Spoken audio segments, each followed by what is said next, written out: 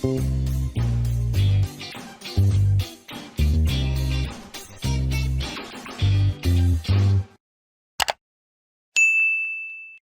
நான் chef Dheena. Welcome back to chef Dheena's kitchen. இன்னைக்கு நம்ம எங்கே வந்தோம்னா திண்டுக்கல் வந்திருக்கோம்.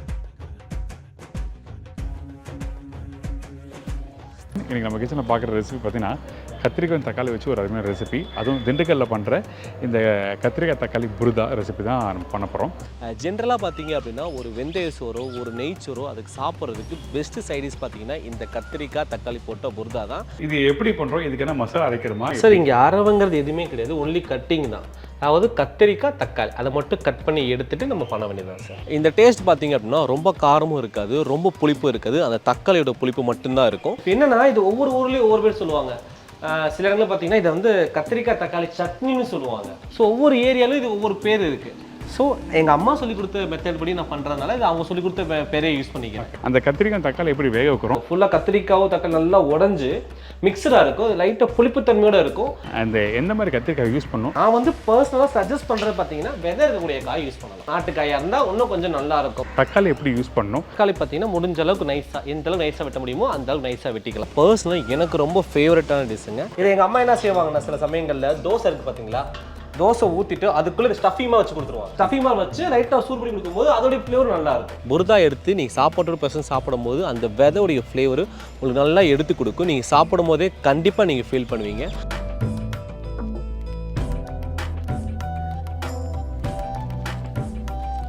வெரி குட்ங்க.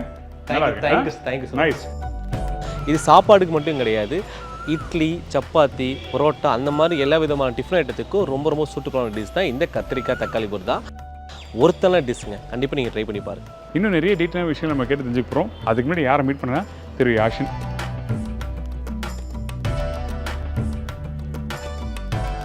வணக்கம் யாசின். வணக்கம் சார், எப்படி இருக்கீங்க? நல்லா இருக்கேன், நீங்கள் எப்படி இருக்கீங்க? நான் ரொம்ப நல்லா இருக்கேன், ரொம்ப சந்தோஷம். திருப்பி உங்களை வந்து சந்திச்சு நிறைய ரெசிபிகள் பண்ணிட்டு வரோம். Thank you so much.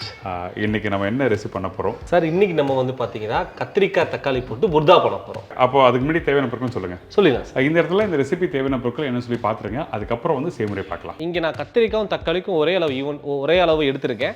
கத்திரிக்காய் 1 கிலோ எடுத்திருக்கேன், தக்காளி 1 கிலோ எடுத்திருக்கேன், கடுகு ஒரு 50 கிராம் அளவுக்கு, வரமிளகா நான் இங்கே பார்த்தீங்கன்னா ஒரு 15லேருந்து 20 அளவுக்கு எடுத்திருக்கேன். அதை நம்ம போட்டு வதக்கலாம். கருவேப்பிலை பார்த்தீங்கன்னா ஒரு கைப்பிடி அளவுக்கு, பெரிய வெங்காயம் பார்த்தீங்கன்னா கிட்டத்தட்ட ஒரு 150 கிராம் அளவுக்கு எடுத்திருக்கேன். நீங்கள் இங்கே சின்ன வெங்காயம் கூட தாராளமாக யூஸ் பண்ணலாம். சக்தி மஞ்சள் பார்த்தீங்கன்னா ஒரு 1/2 டீஸ்பூன் இருந்தாவே போதும். மிளகாத்தூள் பார்த்தீங்கன்னா ஒரு 25லேருந்து 30 கிராம் அளவுக்கு, சக்தி மல்லித்தூள் பார்த்தீங்கன்னா ஒரு 25 கிராம் அளவுக்கு யூஸ் பண்ணிக்கலாம். ஆயில் பார்த்தீங்கன்னா ஒரு 100லேருந்து 200 ml அளவுக்கு எடுத்திருக்கேன். ஆயில் நம்ம தேவையான அளவுக்கு யூஸ் பண்ண போகிறோம். இப்போ இந்த ரெசிபி தேவையான பொருட்கள் சொல்லிட்டீங்க, ஃபர்ஸ்ட் நம்ம என்ன பண்ண போகிறோம்? சார் ஃபஸ்ட்டு ஆயில் ஊற்றிட்டு அதில் கடுகு உளுந்தம் போட்டு லைட்டாக வந்து வறுக்கணும் சார். வறுத்துட்டு நம்ம மற்ற ப்ராசஸ்லாம் பண்ணணும். இப்போ நம்ம ஆயில் ஊற்றிடலாம் சார். எந்த எண்ணெய் அதிகமாக யூஸ் பண்ணுவீங்க? நம்ம வந்து refined oil use refined oil. So depends on தான். இதுக்கு வந்து இந்த எண்ணெய் தாங்கிறது கிடையாது, எந்த எண்ணெய் வேணால் பண்ணலாம். பட் நல்லெண்ணெயில் பண்ணும்போது இன்னும் கொஞ்சம் நல்லா வதக்கணும். ஓகே, இருந்தால் நல்லெண்ணெய் வச்சு பண்ணலாம். ஸோ இப்போ எண்ணெய் ஊற்றிருக்கோம், இதுக்கப்புறம் நம்ம என்ன பண்ண போகிறோம்? செஃப் இதுக்கு முன்னாடி நம்ம ஃபர்ஸ்ட் தெரிஞ்சுக்கலாம். கத்திரிக்காய் வந்து நான் பார்த்தீங்கன்னா இங்கே நாட்டுக்காய் யூஸ் பண்ணுறேன், பச்சை கத்திரிக்காய். ஆமாம், பொதுவாக பார்த்தீங்கன்னா இந்த நாட்டுக்காய் வந்து பச்சை கத்திரிக்காய் கொட்டாப்பட்டி காய்னு சொல்லுவாங்க. கொட்டாப்பட்டி காய் வந்து இந்த ஒட்டன்சத்திரம் மார்க்கெட் வந்து பெரிய மார்க்கெட்டு, அங்கே அதிகமாக வரத்து வரும். இந்த காயை தான் நாங்கள் பொதுவாகவே தால்ச்சாக்கு யூஸ் பண்ணுவோம். இங்கே நம்ம வந்து கத்திரிக்காய் தக்காளி புருதாக்கு யூஸ் பண்ண போகிறோம். ஓகே, இந்த கத்திரிக்காய் யூஸ் பண்ணலாம், நீங்கள் ப்ளூ காய் ஹைபிரிட் காயும் தாராளமாக யூஸ் பண்ணலாம். பட் இதில் விதை அதிகமாக இருக்கும். ஓகே, இதில் பார்த்தீங்க அப்படின்னா இதுக்கு டேஸ்ட்டே அந்த விதையோட சாப்பிட்றது தான். இந்த கத்திரிக்காய் நல்லா வெந்து அந்த விதையோட சாப்பிடும் போது தான் அந்த கத்திரிக்காய் தக்காளி புருதாக்கு டேஸ்ட்டை எடுத்து கொடுக்குறது. ஸோ அதனால நான் இங்கே வந்து இதை எடுத்து பண்ணுறேன். நல்ல விஷயம். ஆனால் இது எல்லா இடங்களிலும் கிடைக்காது. ஸோ அவங்க தாராளமாக எந்த கத்திரிக்காய் யூஸ் பண்ணுறோம் யூஸ் பண்ணிக்கலாம். ஓகே, இப்போ வந்து தாளிப்பு நம்ம என்ன செஃப் என்ன காஞ்சிட்டு இருக்கு. இப்போ நம்ம வந்து பார்த்தீங்கன்னா கடுகு உளுந்து பருப்பு போட்டுக்கலாம். இங்கே இருக்கு. ஆமாம், லைட்டாக பொரிய விடணும். ஓகே, அந்த ஃப்ளேவர் வருது பார்த்தீங்களா, என்ன காஞ்சதுமே அந்த ஃப்ளேவர் வரும். பொதுவாக நம்ம பண்ணுற தப்பு அதுதான், என்ன காயாமல் கடுகு உளுந்து பருப்பு போட்டுருவாங்க. அப்போ என்ன காரங்களோட கடுகு உளுந்து பருப்பு வெந்து போயிடும், அது கசப்படுச்சு சில சமயங்கள். ஸோ எப்போவுமே என்ன காஞ்சதுக்கு அப்புறம் தான் கடுகு உளுந்து பருப்பு பொரியாமல் இருந்தாலும் அது நல்லா இருக்காது. அதான் விஷயம். சரி, ஓகே. கரெக்டான சூடில் வச்சு நீங்கள் போடும்போது அந்த கடுகு போட்ட உடனே நல்லா பொரிஞ்சு வரணும். அதான் விஷயம். செஃப் பொரிய ஆரம்பிச்சு இப்போ வரமிளகா போட்டுடலாம். இந்தாங்க வரமிளகா.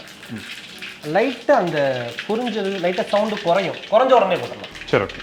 ரொம்ப வேகமாக பொரிஞ்சிட்டு இருக்கும்போது போட்டிங்கன்னா அது சரியாக பொரியாது. இப்போ சவுண்டு குறைஞ்சிருச்சு பாருங்க. ஓகே, இப்போ நம்ம போட்டுடலாம்.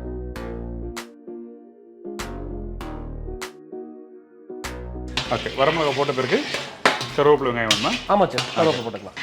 இந்த பொருள் தான்.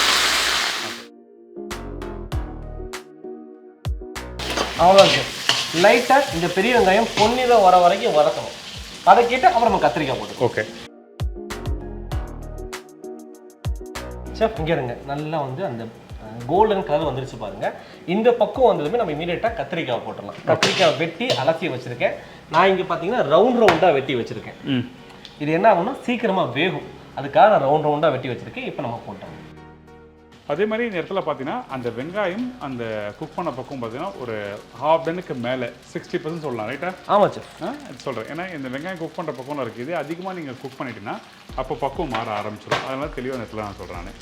ஓகே, இப்போ அந்த வெங்காயத்தோட இந்த கத்திரிக்காய் போட்டு வதக்க ஆரம்பிக்கிறோம். கத்திரிக்காய் போட்டு ஒரு 2-3 நிமிஷம் லைட்டாக வதக்கணும். அதாவது இந்த எண்ணெய் வந்து ஃபுல்லாக ஸ்ப்ரெட் ஆகிற அளவுக்கு பண்ணணும். இதுக்கப்புறம் 2 நிமிஷம் மட்டும் இருக்கட்டும்.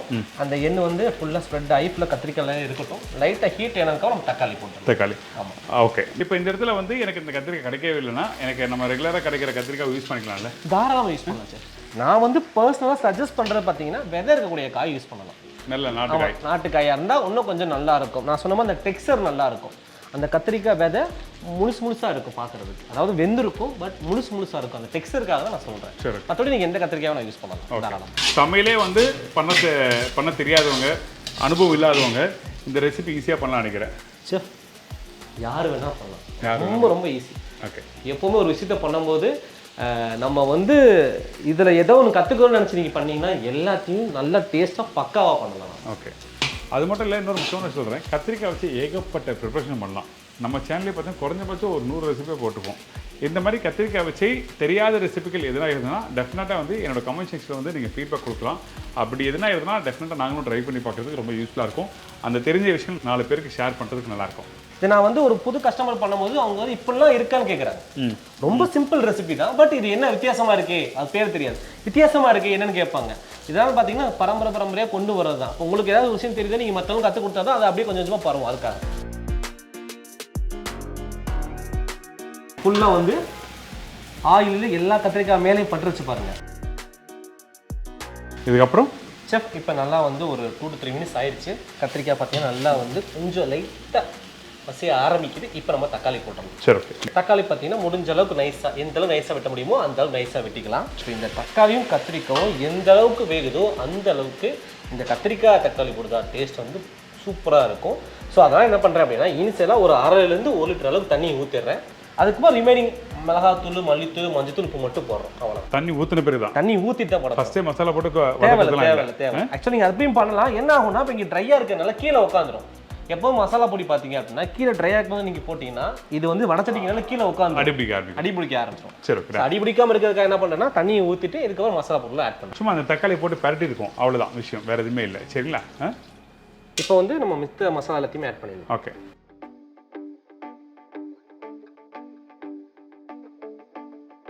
கொதி வரணுமா எப்படி? இல்லை, இப்படி இருக்கட்டும். இப்போ நம்ம வந்து மசாலா பொருள் ஆட் பண்ணிடலாம். சரி, ஓகே. ஃபஸ்ட்டு நான் மிளகாத்தூள் ஆட் பண்ண போகிறேன். இங்கே பார்த்தீங்கன்னா காரத்துக்கு வரமிளகா போட்டிருக்கேன், பட் இந்த வரமிளகா காரம் பத்தாது. ஸோ காரத்துக்காக நான் வந்து சக்தி சில்லி பவுடர் யூஸ் பண்ண போகிறேன். இன்னொன்று இது அந்த டெக்ஸ்டர் எடுத்து கொடுக்கும், அது சிவப்பு கலராக ஃபைனல் அவுட்புட் கொடுக்கும். இப்போ நீங்கள் பார்த்தீங்கன்னா சிவப்பு கலராக இருக்காது. ஓகே. தக்காளி மட்டுமே, இப்போ தக்காளியும் கத்திரிக்காயும் ஒரே லெவலில் எடுத்துக்கிறதுனால இது பச்சை கலர், சிவப்பு கலர். ஆமாம், உங்களுக்கு வந்து அந்த சிவப்பு கலர் வராது. நமக்கு ஃபைனல் அவுட்புட் பார்த்தீங்கன்னா கொஞ்சம் சிவப்பு கலராக வரணும். ஸோ காரத்துக்காகவும் கலர் டெக்ஸ்டர் தூடுக்காகவும் நம்ம என்ன பண்ணுறோம்னா சக்தி மிளகாய்த்தூள் நம்ம யூஸ் பண்ணுறோம். சரி, ஓகே.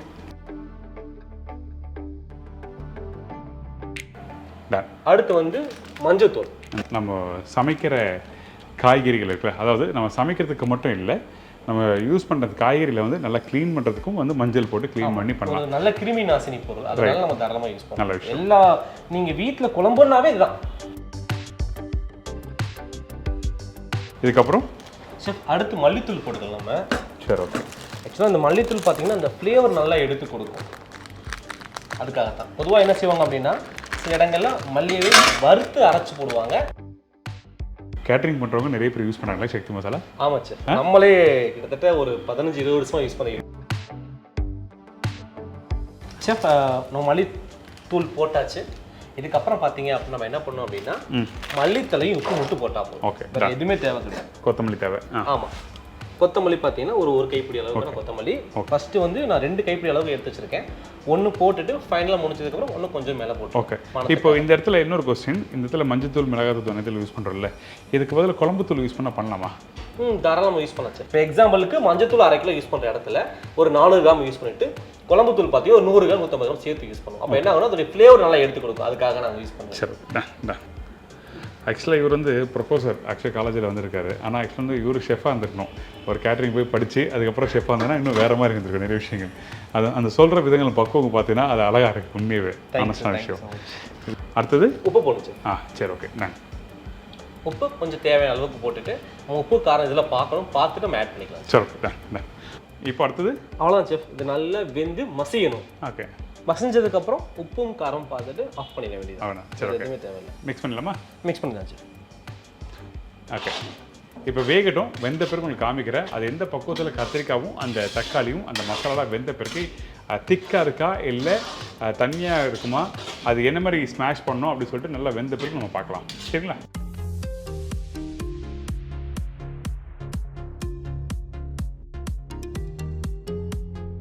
செஃப் இப்போ பாருங்க ஒரு 15 மினிட்ஸ் ஆயிடுச்சு.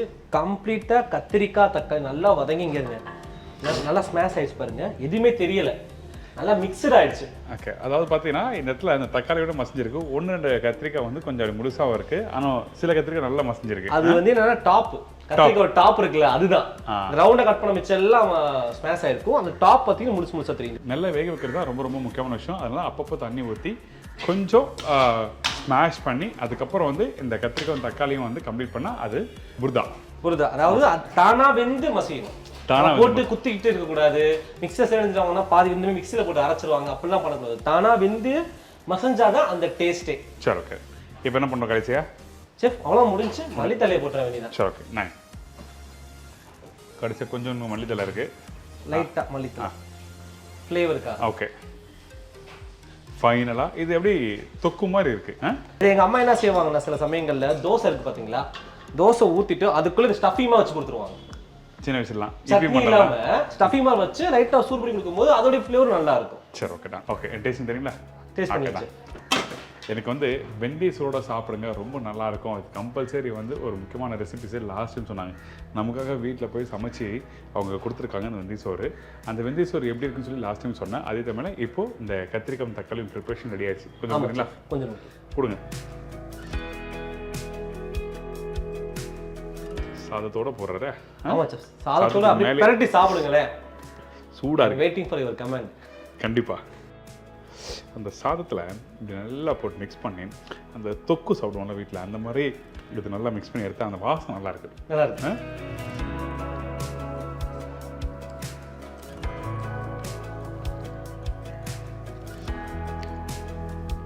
ரொம்ப நல்லா இருக்குங்க. Thank you chef. இதில் பார்த்தீங்கன்னா அந்த கத்திரிக்காயோட அந்த மேலே லேயர் வந்து அந்த ஸ்கின் அப்படியே முழுசாக இருக்குது. இன்னொரு முக்கியமான விஷயம், கத்திரிக்காய் தான் மெயின் இம்பார்ட்டன்ட். ஆமாம் ரைட்டா? விதை கத்திரிக்காய். அந்த விதை கத்திரிக்காய். ஏன்னா விதை உள்ள கத்திரிக்காய் நீங்கள் சாப்பிடும் போது தான் உங்களுக்கு ஒரு பெரிய வித்தியாசம் இருக்குது. நாக்கில் அந்த விதை தெரியும். எனக்கு சாப்பிடும் போது தெரியுது. வெரி குட்ங்க, நல்லா இருக்கு. நைஸ். கரெக்டான காரம்.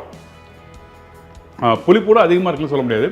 அந்த கரெக்டாக இருக்கு. தக்காளியோட புளிப்பு மட்டும் தான். ஆமாம், அதான் ஒருவேளை புளிப்பு தேவைப்பட்டா மட்டும் சில பேர் வந்து புளி ஆட் பண்ணிப்பாங்க. இன்னும் நம்ம அது பண்ணல. இன்னொன்று இந்த சாத்தூர் சேர்த்து சாப்பிட ரொம்ப நல்லா இருக்கு. சூப்பராக இருக்கு செஃப். நான் சொன்னேன் உங்கள்கிட்ட ஆல்ரெடி, இந்த வெந்தய சோத்துக்கு பக்காவான காம்பினேஷன் தான் இந்த கத்திரிக்காய் தக்காளி புர்தா. சப்பாத்தி, இட்லி, தோசை அதுக்கெல்லாம் வந்து நல்லா அருமையாக இருக்கும். கண்டிப்பாக தொட்டு சாப்பிட்லாம். இல்லை நீங்கள் சாப்பிடும்போது கேட்டு சாப்பிடுங்க. இது குக் பண்ணுற பக்கம் மட்டும் கரெக்டாக புரிஞ்சுக்கோங்க. அதுதான் ரொம்ப ரொம்ப முக்கியம். அது கரெக்டாக குக் பண்ணி நீங்கள் வீட்டில் சமைச்சு சாப்பிட்டீங்கன்னா ரொம்ப சூப்பராக இருக்கும். சிம்பிள் ரெசிபி, சமைக்க தெரியாதவங்க கூட சமைக்க முடியும். ஆமாம் சார், ஆமாம். தேங்க்யூ. நான் சைடில் என் வேலையை பார்க்குறேன். உங்கள் ஃபோன் நம்பர், அட்ரஸ் எல்லாம் கொடுங்க. நம்ம கேட்ரிங் பேர் திண்டுக்கல் ஜாஃபர் கேட்ரிங். நீங்கள் வந்துட்டு 7502096968 அந்த நம்பருக்கோ அல்லது 9443393951 இந்த நம்பருக்கு நீங்கள் கால் பண்ணலாம் தாராளமாக. இந்த பர்டிகுலர் ரெசிபியை ட்ரை பண்ணி பார்த்துட்டு எப்படி இருந்துச்சுன்னு மறக்காமல் எங்களுக்கு கால் பண்ணி சொல்லுங்கள். எங்ககிட்ட நீங்கள் ஆர்டர் ப்ளேஸ் பண்ணிங்கன்னா அது உங்கள் வீட்டு ஃபங்க்ஷன் இல்லை, எங்கள் வீட்டு ஃபங்க்ஷன் நின்று எல்லாமே உங்களுக்கு திருப்தி ஆகிற வரைக்கும் செஞ்சு கொடுப்போம். தேங்க்யூ. இதே மாதிரி நான் இன்னொரு நாள் இன்னொரு ஊரில் ஒரு புது ரெசிபியோட சந்திக்கிறேன். நன்றி, வணக்கம். See you, bye-bye. Take care.